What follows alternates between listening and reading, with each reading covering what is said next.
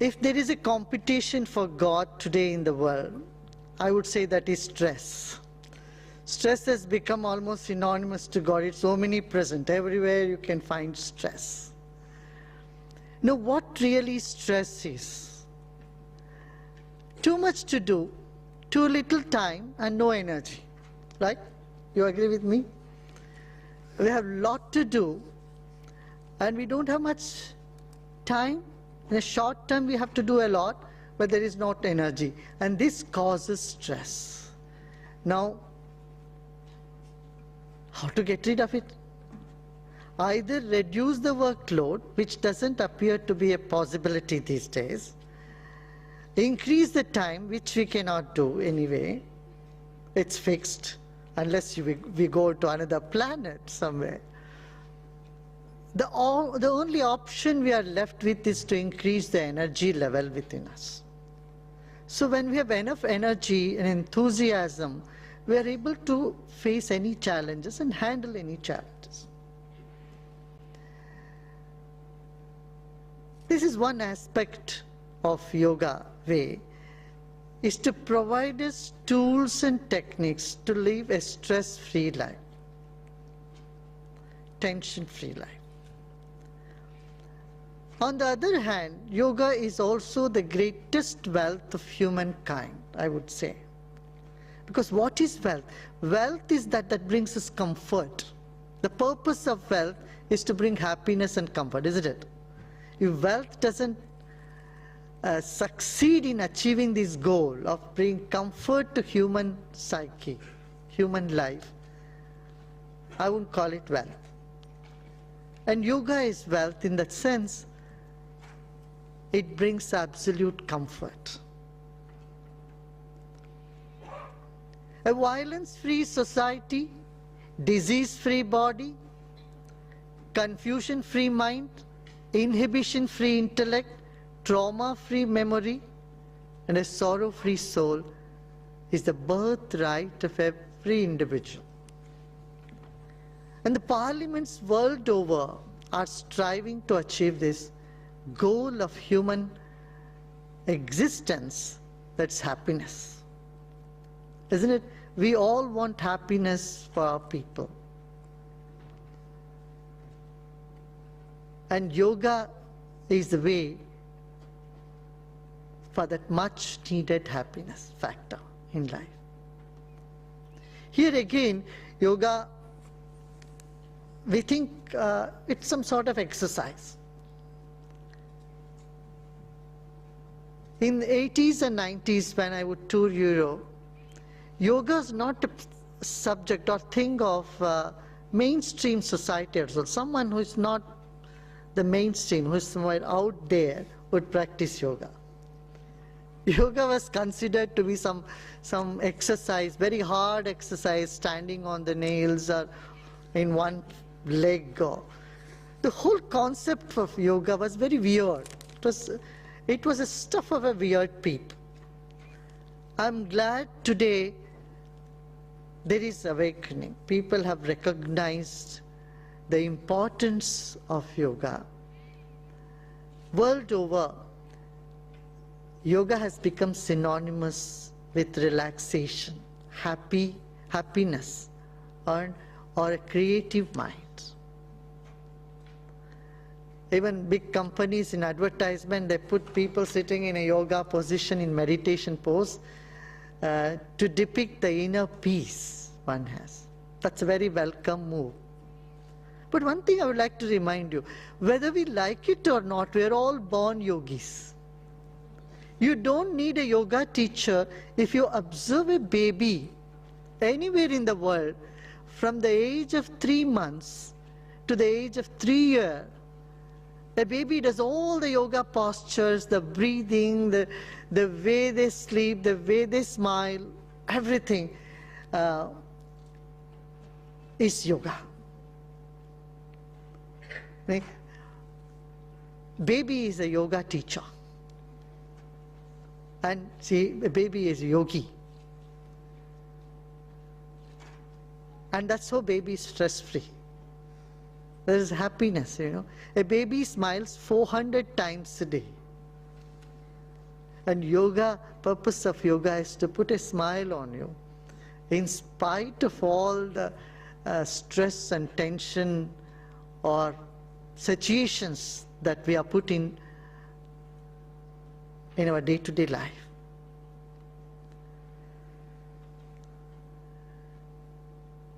Now, the benefits of yoga are multifold. There are many, many benefits. Number one, health benefits. Second is it changes the behavior of a person, because behavior depends on the stress level in a person. It creates a friendly disposition and a very pleasant atmosphere on people. You know, in fact, we convey a lot through our presence, our vibes. And yoga helps to improve our vibes. Do you see what I'm saying? You see, we convey more than words, we convey through our presence, our vibrations. I would like to give you an example. See, you can notice this clear difference when someone close to you tells you, have a nice day, and the air hostess greeting you, have a nice day. When you get off the plane, air hostess greet you, have a nice day. They really don't mean it. But the same words, when it comes to you from a kid or a kin or a very close friend, it carries certain vibes. So, speaking in terms of quantum physics, we're all emitting vibes, our wavelengths. We often say our wavelengths don't match. You know, when communication breaks down, this is what we are used to saying. Our wavelengths don't match. Because our ability to communicate depends on our ability to receive communication from others. Here, yoga helps us to have that clear mind. Another issue that we face in society today is prejudice. All type of prejudice. Prejudice with religion, race, gender, class, and educational status, financial status. All these different type of prejudice has clogged the mind of men, and that's how conflicts arise in society, what we see all around us. And yoga helps us to reach out and resolve this conflict created by prejudice. So it spontaneously and naturally makes our mind free from prejudice. I'd like to quote a simple or an incident that happened a few years ago in Ivory Coast.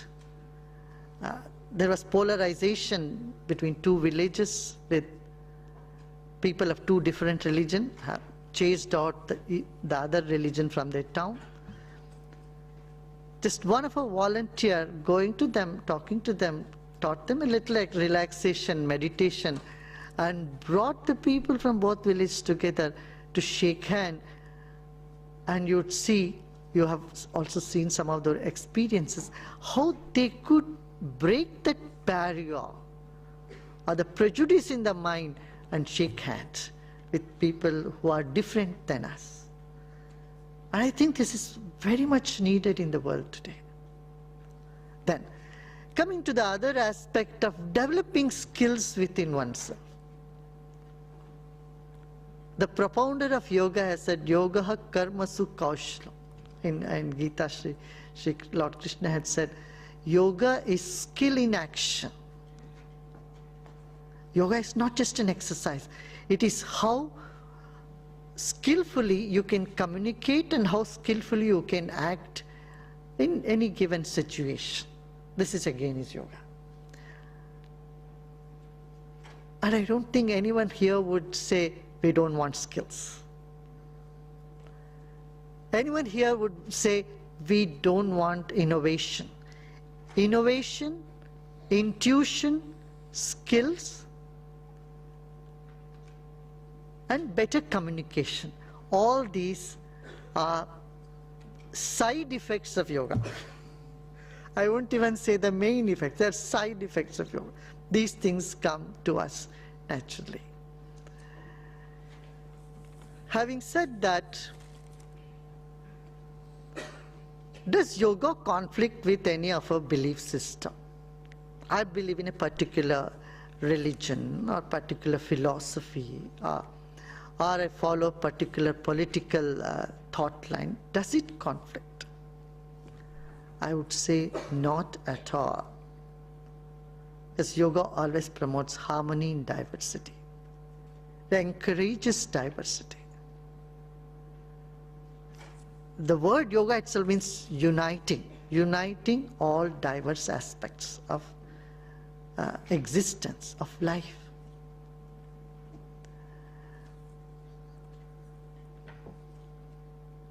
Now, whether someone is a businessman or a public figure or private individual,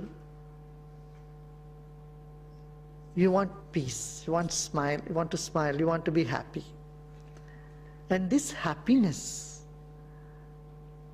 can only happen when we look into the root cause of it, of unhappiness. And unhappiness is because lack of vision, stress, tension. So again, European Union, you have been talking quite a bit about also GDH. I suppose from GDP we are moving towards GDH, gross domestic happiness. And here is something that can aid that. Aid can be a very, very useful tool.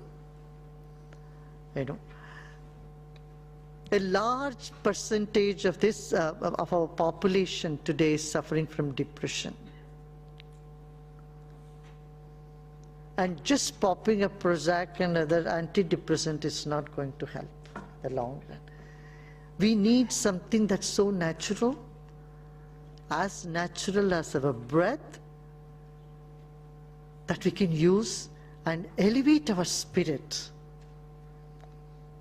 and feel that much needed happiness, the pursuit of happiness with everybody is after.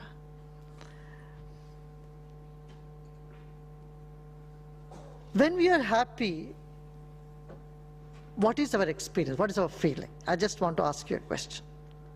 When you're happy, what is that you feel? Have you noticed a sense of expansion within you? Suppose you're complimented, or you accomplished something you wanted to accomplish.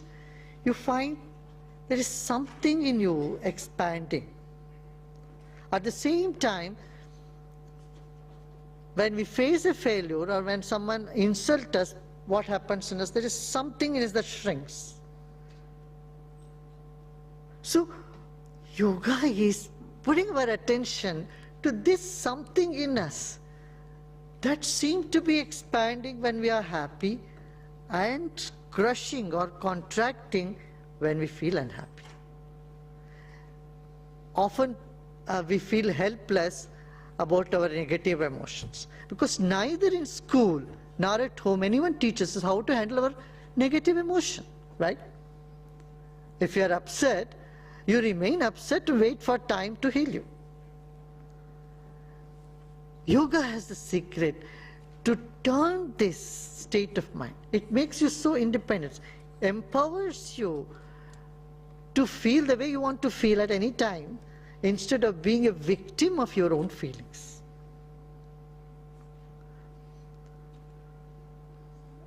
In our experience in teaching in prisons around the world with 500,000 people, this is what we have found. Every culprit says he is a victim of something around. See, when we heal the victim in him, the culprit disappears. And breath, as simple as breath, can do this job for us. We just need to learn how to breathe in different rhythms, in different patterns, and eliminate those traumas, those strong impressions in the mind, or the pain, suffering we have been carrying in our heart. Again, the propounder of yoga, Patanjali, said, he enunciated the purpose of yoga. He said, Heyam dukkha managatam. The purpose of yoga is to stop the misery before it comes. So, on many counts, this is very useful. When a conflict is boiling somewhere, ask people to breathe and sit together and communicate better. You can see you can resolve the conflict right at the very root cause of it. Whether it's greed, jealousy, anger, hatred, or frustration, all these negative emotions can be healed or reoriented through yoga, and this is my experience throughout the world. Having said this, I would also say one more thing. Yoga also helps someone to be more responsible, to take more responsibility in life. This is called karma yogi. A karma yogi is one who takes responsibility. We all play many roles in our life. We have an option to play the role either as a yogi or as a non-yogi, or one who is responsible and one who is not so responsible. You can have a responsible teacher, a doctor with responsibility, a businessman who cares, who has responsibility. That caring and sharing and responsibility are the characters that yoga simply nurtures inside of us. We all have this inside us. The entire population has, but it needs nurturing. And yoga is the one, I would say, is one of the best tools to nurture an individual to take responsibility. Now I'd like to lead you through a short exercise, desktop yoga and desktop meditation, which you can use it in any stressful time whenever you need. Okay?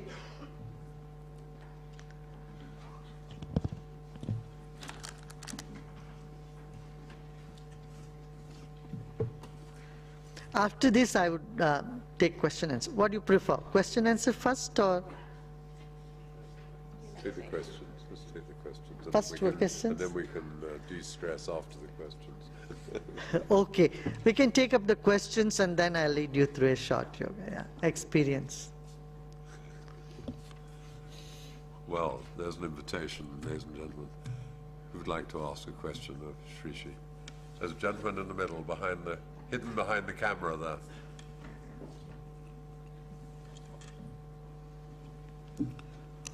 Guruji, namaskar. I have a very simple question for you.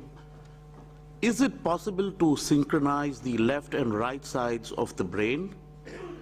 And is it possible to train oneself to balance the logic and music?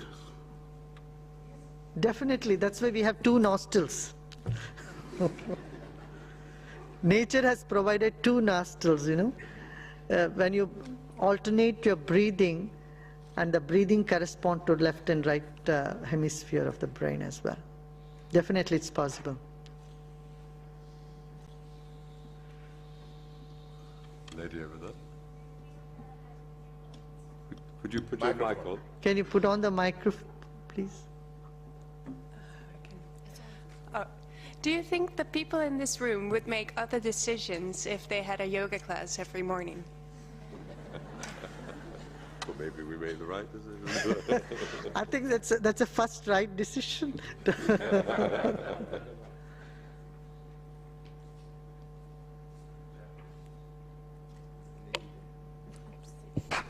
Good afternoon. Which are the qualities that yoga can help you develop in order to become a more responsible person towards yourself and the others?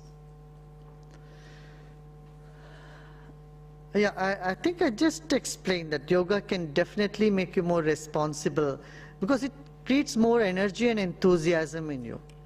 You know, when you don't like to take responsibilities, when you're tired, right, and stressed. If you have taken care of these two issues and you have enough enthusiasm and energy, you'll definitely take more responsibility. And responsibility with a sense of lightness.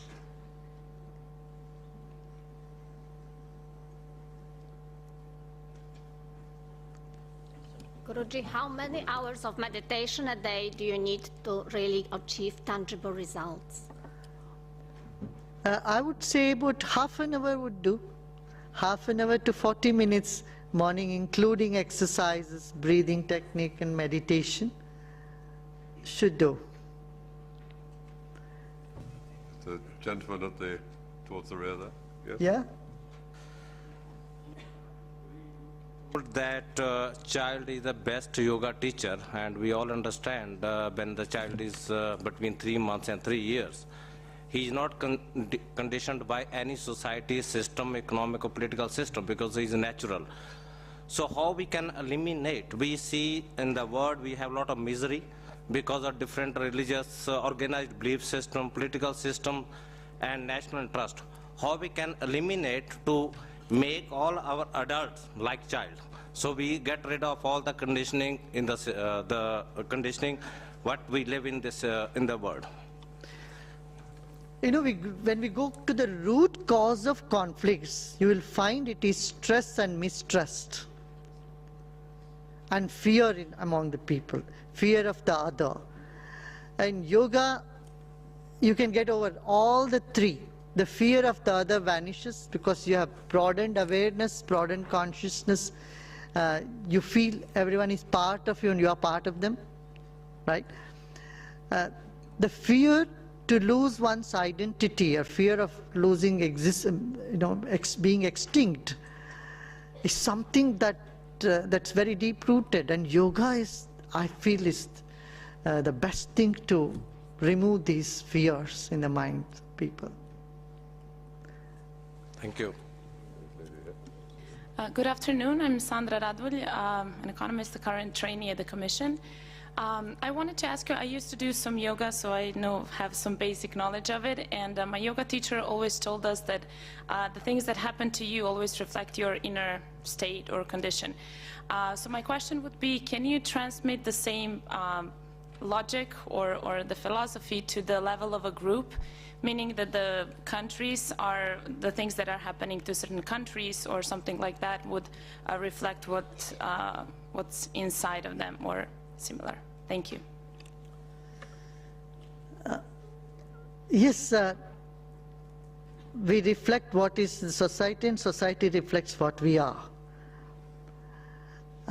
In a broader sense, yes. But you see, a society, a group of people, and when the tension is building up, that group that group fear begins there. And mob psychology is very much compared to an individual reflection of what people are feeling. I'm sure that, that could be addressed through right education. Yeah. Gentleman here. Excellency, I have never done yoga in my life, and that's why I've just a very simple question. What is yoga? Is it meditation? Is it a movement of the different postures of the body? And if they are so, what is the scientific linkages between those things and what happens inside, which leads to such a dynamic effect in the form of resolution of conflict and giving us peace of mind? Okay. First, I would like to refute your first statement. You have never done yoga in your whole life. You have done as a baby, but you don't know it. Because not a single child on this planet has come up without doing yoga. As soon as we are born, you know, when we sleep, as a babies, if you see, we put this mudra, it's called chin mudra, sleeping. In any part of the world you see, how when babies are lying down, they lift their legs first. And then they go on their belly and try to lift the shoulders. So they do the bow pose, and then they try to hold the toe. So asanas, to some extent, every child has done on this planet. And then coming to the breathing pattern, the way we breathe is much different from the way baby breathes. And baby has a stress-free mind, a happy mind. So all the signs of yoga are already there in a baby. So we have all been yogi, we are just going back to our roots. And now yoga is eightfold yoga. 8 steps to it. In one among that is exercise also, certain postures, physical postures. But mainly maintaining the equanimity in the mind, in the center core, you know, samatvam yoga uchite. Yoga is equilibrium in mind. What you can do with mindfulness, any action that you can do, you're performing, at the same time you are aware of it, what you are doing, what you're saying, makes you a yogi. And what is the scientific basis? What happens actually? See, science is a systematic, logical understanding of what is. In the sense, yoga is a science, that it is a systematic understanding of the subject. Knowing what this is science. Knowing who am I is spirituality. But both are science.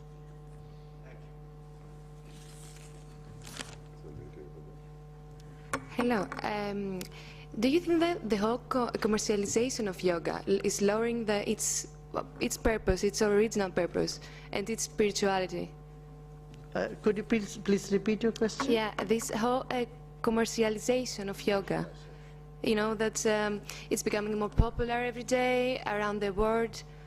It's helping to lose its original purpose, its spirituality.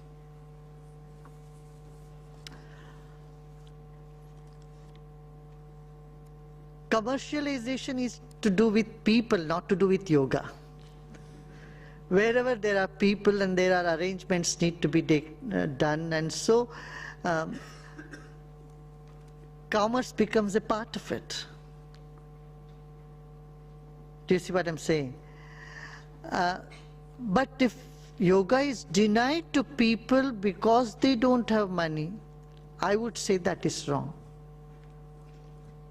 It's exactly what I'm talking about. That unfortunately nowadays there are a lot of schools around the world that I think they're overpriced. They have subscription for yoga that they're overpriced, and it's something that's, I think it's a little bit off from the whole correct mentality. Yoga could have been better taken as a mission, not as profession. You know, some people take to yoga as a mission to bring happiness to people. Some other take it as a profession. When they've taken it as a profession, it already has a commercial aspect to it.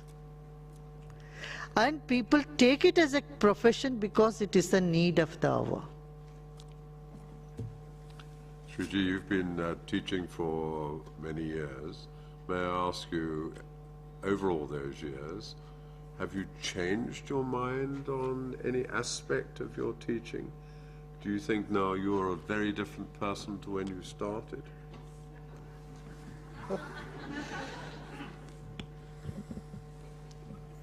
I would say, if you ask me, this is a part of me, it's the same throughout. I have not changed. And if you ask me on the other count, Have your activities expanded? I would say yes. There are many challenges. Now I am ready to take many more challenges. In that sense, yes. So the answer to this question would be yes and no. It's the lady in the white now. Hi, I have a question. Which sutras of Patanjali you consider the most important in your practice? The very first sutra of Patanjali, that says, Yoga Chitta Vritti Nirodha, Tada Drishtu Swarupe Avastha. Establishing in the seer is yoga. Getting back from the scenery to the seer. Charles? Thank you, and I have to confess I've never practiced yoga except when you came before and I did a bit of meditation, but I've always been impressed by the relaxed state and spirituality of gurus generally and yogis that I've met over the years. But I'd just like to be devil's advocate, speaking as a Christian, as a Catholic. What do you say to those particularly, leaders of monotheistic religions, senior clerics in my own religion, in my own faith, the Catholics, that say that yoga has its origins in Hinduism and pantheism, and therefore, and also focused entirely on the physical aspects of the body, can undermine Christian prayer, and therefore, for Christians, it's not necessarily the right approach to spirituality. But just as devil's advocate, how would you answer that from, say, you're a devout Christian, whether that's compatible with the practice of yoga? Yeah. I would say by eating Chinese food, we don't turn to become Chinese. And by